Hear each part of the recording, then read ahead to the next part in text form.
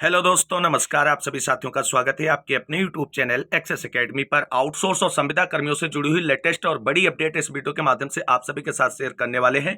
आप सभी से निवेदन है कि वीडियो को बिना स्किप किए हुए अंत तक देखें, जिससे वीडियो में शेयर की गई सारी जानकारी को आप आसानी से समझ सकें। वीडियो में आगे बढ़ने से पहले छोटी सी रिक्वेस्ट है, प्लीज वीडियो को लाइक करें, दोस्तों में शेयर करें। जितने भाई बहन चैनल पर पहली बार विजिट करें और अभी तक चैनल से नहीं जुड़े तो प्लीज चैनल को सब्सक्राइब करके बेल आइकन जरूर दबाएं आगे की लेटेस्ट अपडेट पाने के लिए। तो आइए दोस्तों, शुरू करते हैं आज का यह वीडियो और देख लेते हैं आउटसोर्स और संविदा कर्मियों से जुड़ी हुई लेटेस्ट और धमाकेदार अपडेट।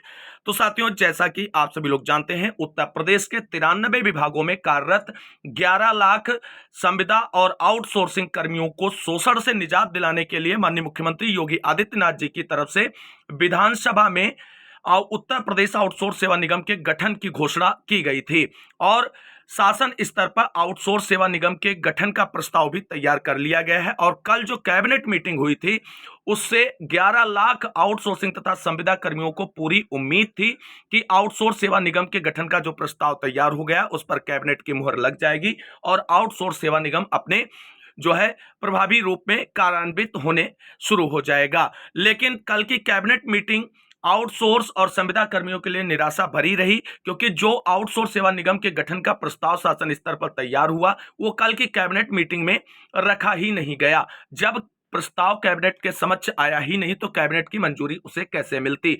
अब किन कारणों से कैबिनेट की मीटिंग में आउटसोर्स सेवा निगम का प्रस्ताव नहीं आया, इसको लेकर के शासन की जिम्मेदारियां बनती हैं। और जिस तरीके से शोषण लगातार आउटसोर्स और संविदा कर्मियों का हो रहा है, चाहे वो विभागीय अधिकारियों के द्वारा हो या आउटसोर्सिंग सेवा प्रदाता एजेंसियों के द्वारा हो, उन शोषण से निजात दिलाना सरकार की प्रायोरिटी में होना चाहिए और सरकार को प्राथमिकता के स्तर पर आउटसोर्स सेवा निगम के गठन के प्रस्ताव को मंजूरी देनी चाहिए।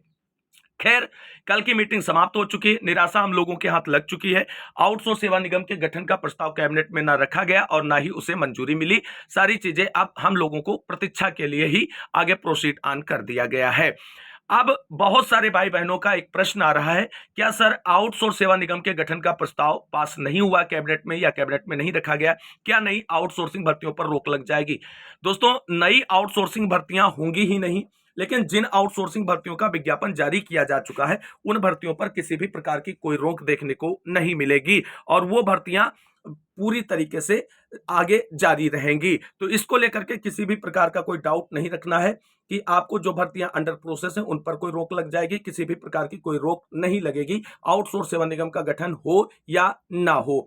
अब एक और प्रश्न उठता है कि अगली कैबिनेट मीटिंग कब होगी, क्योंकि अब आउटसोर्स कर्मियों को और संविदा कर्मियों को इंतजार है अगली कैबिनेट मीटिंग का, क्योंकि अब अगली कैबिनेट मीटिंग में ही मुहर लग सकती है आउटसोर्स सेवा निगम के प्रस्ताव पर। तो दोस्तों, हम बात करेंगे कि अगली कैबिनेट मीटिंग को लेकर के। तो प्रत्येक महीने कैबिनेट की मीटिंग होती है, लेकिन अगर सरकार किसी काम को प्रायोरिटी के बिहाफ पर मंजूरी देना चाहती है तो एक महीने में एक से अधिक कैबिनेट मीटिंग भी बुला सकती है। तो अगर सरकार को उत्तर प्रदेश आउटसोर्स सेवा निगम के गठन पर जल्दबाजी होगी, शोषण से निजात दिलाने का जो सरकार का वादा है उसमें अगर वो तीव्रता दिखाने का प्रयास करेंगे तो इसी महीने जो है कैबिनेट मीटिंग बुला करके उत्तर प्रदेश आउटसोर्स सेवा निगम के गठन का जो प्रस्ताव है उसे मंजूरी दी जा सकती है। लेकिन फिलहाल आप सभी को बता दें, अभी हम लोगों को अगली कैबिनेट मीटिंग का ही इंतजार करना पड़ेगा उत्तर प्रदेश आउटसोर्स सेवा निगम के गठन को लेकर के। अब सबसे बड़ा प्रश्न एक और उठता है, क्या आउटसोर्स सेवा निगम गठित होगा भी या नहीं होगा? दोस्तों, आप मेरी बात एक नोट डाउन करके लिख लीजिए कि 100% उत्तर प्रदेश आउटसोर्स सेवा निगम का गठन होगा, क्योंकि इसके गठन को लेकर के प्रक्रिया आगे बढ़ रही है, प्रपोजल तैयार है। एक लंबा प्रोसेस है, क्योंकि जो कार्यरत आउटसोर्स तथा संविदा कर्मी हैं उनको भी आउटसोर्स सेवा निगम में समायोजित करना है, विस्तृत नियमावली की आवश्यकता है। सारी चीजें इतनी आसान है नहीं जितनी आसान हम लोगों को लग रही हैं। थोड़ा समय लग रहा है, लेकिन चीजें जल्दी की जानी चाहिए सरकार की तरफ से, और जो प्रस्ताव बना है उस पर जल्द से जल्द कैबिनेट अपनी मुहर लगाए और लाखों आउटसोर्स और संविदा कर्मियों को राहत प्रदान करे। अब कुछ लोग कहेंगे कि यार सर, आप प्रत्येक वीडियो में अलग अलग संख्या बता देते हैं आउटसोर्स और संविदा कर्मियों की। दोस्तों, आप सभी को बता दें, कुल 93 विभाग उत्तर प्रदेश के ऐसे हैं जहां पर आउटसोर्स या संविदा कर्मी कार्य कर रहे हैं, जिसमें से आप सभी को बता दें कुल 11 लाख यहां पर कर्मी कार्य कर रहे हैं आउटसोर्स और संविदा के रूप में, जिसमें 4 लाख संविदा कर्मी हैं जो डायरेक्ट विभाग ने अपने स्तर से रखे हैं और 7 लाख इसमें आउटसोर्सिंग कर्मी हैं। जो आउटसोर्सिंग कंपनियों यानी सेवा प्रदाता एजेंसियों के माध्यम से रखे गए हैं। तो ये जानकारी बिल्कुल क्रिस्टल क्लियर रखना है आपको अपने दिमाग में। और हाँ, आप सभी को बता दें, जो खबरें हैं उसके अकॉर्डिंग उत्तर प्रदेश के सभी 93 विभागों के कार्यरत आउटसोर्स और संविदा कर्मी तथा दैनिक वेतन भोगियों को आउटसोर्स सेवा निगम के दायरे में लाया जाएगा। ये चीज बिल्कुल क्लियर करके चलें आप सभी लोग। अब बात कर लेते हैं उपनल संविदा कर्मियों के नियमितीकरण को लेकर के तथा अन्य बड़ी घोषणाओं से जुड़ी हुई लेटेस्ट अपडेट के बारे में।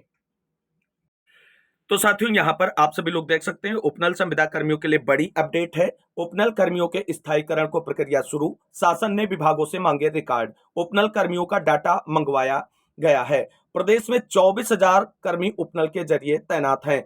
कुमाऊं मंडल में 6,880 और गढ़वाल मंडल में उपनल से तैनात कर्मचारियों की संख्या 18,000 से अधिक है। यह कर्मचारी शिक्षा, स्वास्थ्य के अलावा प्रत्येक सरकारी कार्यालयों में लंबे समय से तैनात हैं। ये कर्मचारी विभिन्न पदों पर कार्य करते हैं, जिनमें सुरक्षा guard, Paricharak, lab technician, computer operator, लिपिक और अधिकारी वर्ग के पद भी शामिल हैं।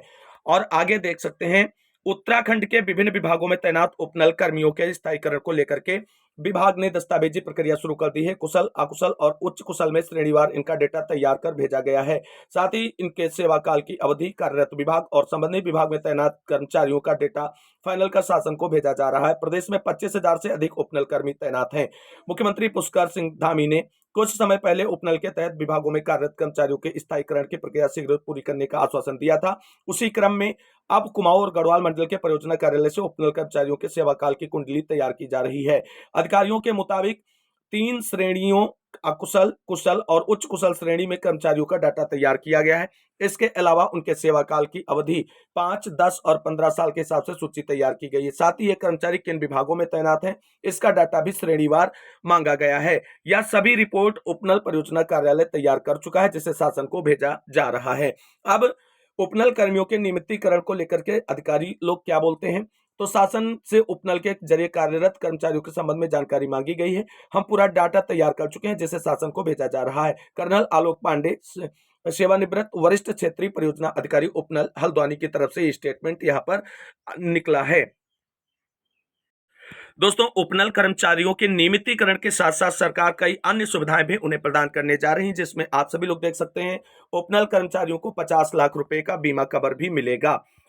उपनल यानी उत्तराखंड पूर्व सैनिक कल्याण निगम लिमिटेड ने हाल ही में पंजाब नेशनल बैंक के साथ समझौता किया है। इसके अंतर्गत उपनल में कार्यरत किसी भी कर्मचारी की आकस्मिक मृत्यु की स्थिति में उनके आश्रितों को 50 लाख रुपए का बीमा कवर मिलेगा। राज्यपाल लेफ्टिनेंट जनरल गुरमीत सिंह से मंगलवार को राजभवन में भेंट के दौरान उपनल के प्रबंध निदेशक ब्रिगेडियर JNS बिष्ट ने यह जानकारी दी। राज्यपाल ने उनके साथ राज्य में पूर्व सैनिकों, वीर नारियों और उनके आश्रितों के कल्याण से संबंधित विभिन्न योजनाओं और गतिविधियों पर विस्तृत चर्चा की।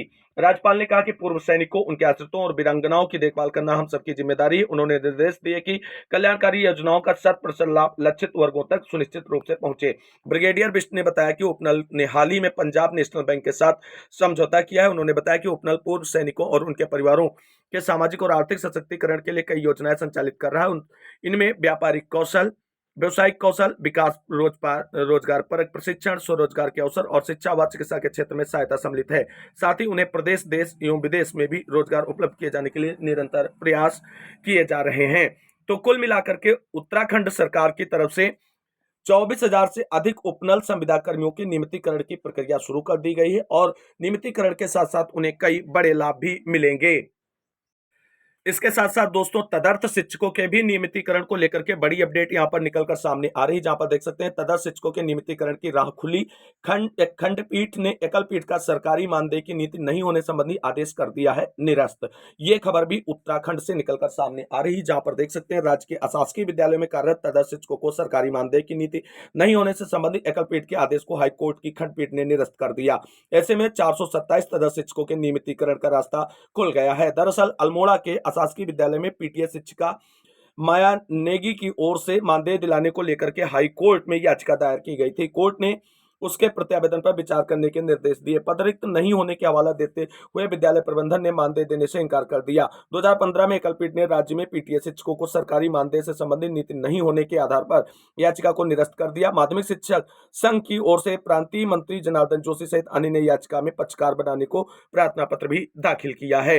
तो ये कोर्ट की तरफ से बड़ा आदेश है, जहां पर तदर्थ शिक्षकों के भी नियमितीकरण पर कहीं ना कहीं मुहर लग गई है कोर्ट की। वहीं दोस्तों आप सभी को बता दें, उत्तर प्रदेश में कार्यरत संविदा और आउटसोर्सिंग कर्मी जो हैं उनका लगातार शोषण हो रहा है और इसी को लेकर के आप सभी लोग देख सकते हैं बिजली विभाग में निजीकरण और छटनी के खिलाफ निविदा संविदा कर्मचारी संघ का प्रदर्शन। निजीकरण और छटनी के खिलाफ निविदा संविदा कर्मचारी संघ ने मंगलवार को सैकड़ों बिजली आउटसोर्स कर्मचारियों के साथ मध्यांचल मुख्यालय में विरोध प्रदर्शन किया। प्रदर्शन की अध्यक्षता कर रहे प्रदेश महामंत्री देवेंद्र कुमार पांडे ने कहा कि पूर्व एमडी के आदेशों को दरकिनार कर नवनियुक्त बिजली कर्मचारियों की लगातार छटनी कर रही है। आगे उन्होंने बताया कि वर्ष 2017 में विद्युत उपकेंद्रों के ग्रामीण क्षेत्रों में 20 और शहरी क्षेत्रों में 36 कर्मचारियों की तैनाती का आदेश जारी किया गया था। बावजूद नए एमडी ने इस आदेश को न मानते हुए इसे घटाकर कर्मचारियों की संख्या 12 और 18 कर दिया है।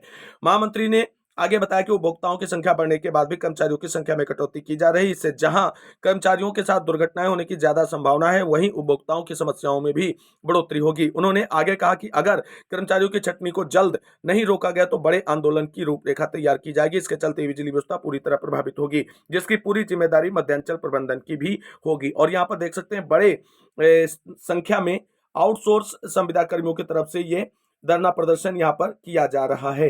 तो कुछ लेटेस्ट अपडेट जो आज निकलकर सामने आ रही थी उसको हमने आप सभी के साथ डिस्कस किया है। उम्मीद करते हैं जानकारी अच्छी लगी होगी। फिर भी अगर कोई क्वेरी या रिलेटेड क्वेश्चन है तो आप कमेंट बॉक्स में पूछ सकते हैं, उसे रिप्लाई किया जाएगा। इस वीडियो को अंत तक देखने वाले सभी भाई बहनों को तहे दिल से शुक्रिया, बहुत बहुत धन्यवाद। मिलते हैं नई वीडियो में लेटेस्ट और धमाकेदार अपडेट के साथ। तब तक के लिए सभी भाई बहनों को जय हिंद, जय भारत, वंदे मातरम।